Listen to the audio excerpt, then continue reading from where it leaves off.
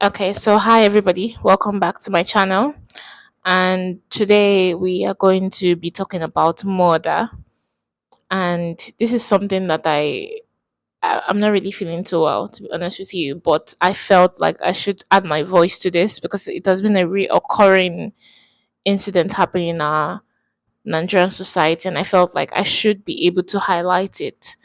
And hopefully, I'll be able to highlight it in a very interesting way that will imprint in our minds, what we should be doing about this particular issue. So, basically, if you're in Nigeria and you sort of understand where I'm coming from with this, so basically, in our recent times, you've been noticing a lot of people being kidnapped, missing, students being reported missing, and then later on will find them dead. Same thing with some men, some women, and so it has been a reported news basically, and we have been sort of consuming this news. Okay, fine, somebody died. I'm not trying to be insensitive with what I'm saying, but you will be able to grasp where I'm going with this.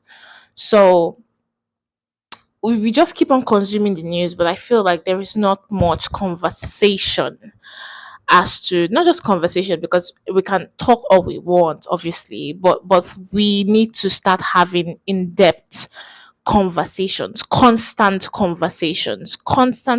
repetition. This kind of incident should be highlighted, it should be front and center, you know like I used to say on this channel, as much as every other thing in Nigerian society is front and center, you know, we should be highlighting grassroots issues. This is in my book, not a grassroots issue, but compared to the news being reported, it is a grassroots issue.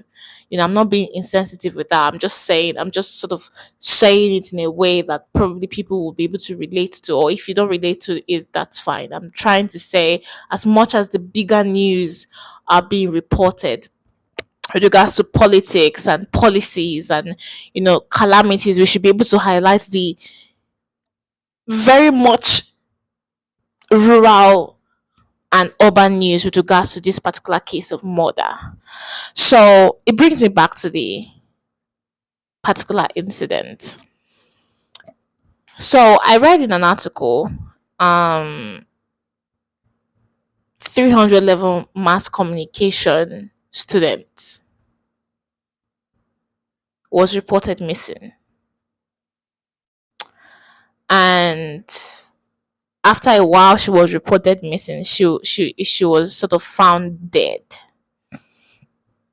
And like I said in the beginning of the video, you know there are this has been constant in our society. It has been not just in recent times, for some time now. It has been constant, and I feel like it just captivated me when I read it in a new light. It's not like I've not been reading and not been aware of this kind of incidents, but it captivated me in a new light. I think we should start, every student that has died. I will go in depth into it, but every student that has died, anybody that has sort of been missing, I think in Nigerian society we should take it really seriously. I understand that the way it's going in Nigerian society, people feel unsafe. The security rate is a bit it's a bit off, but I really think there is more that we can do about having a conversation as to the way people are missing, the way people are dying, and so on and so forth. So I will just bring my 2 cents in this way. Now, as a student, I'm not saying this is what happened to the 300 level mass communication Benue student.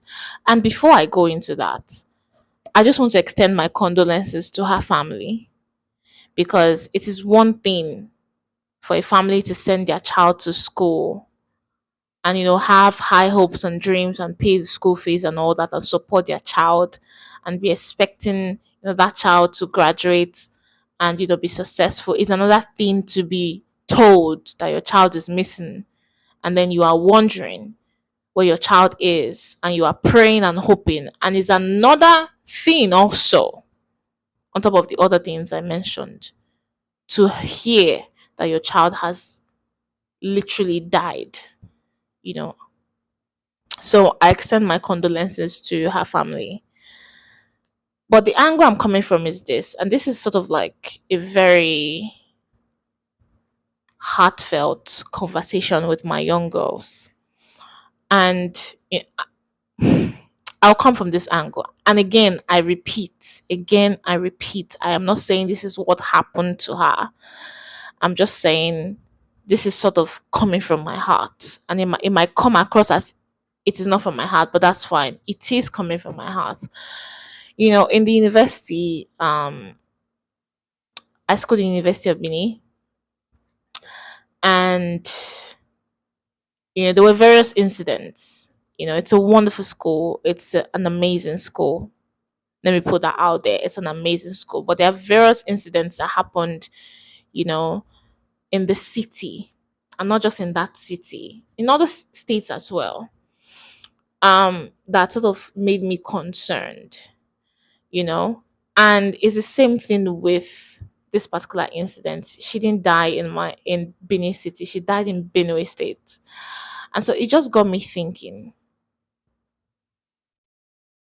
Our young girls. I cannot start blaming the women, but I would say this from my heart. I think women need to be extremely careful of how they move, of who they trust. Because many times, I am not saying this is the case in this Benue situation, but I'm saying that many times, so many girls that have fallen into this cycle, either they trusted someone that they cared about, and as a result, later on, they were found missing and then they were found dead. That is one case. Another case is either they were traveling to meet a so-called person that they trust or they know, or they just met for the first time, and then they are reported missing and then they are found dead. And then probably another case is, you know, um,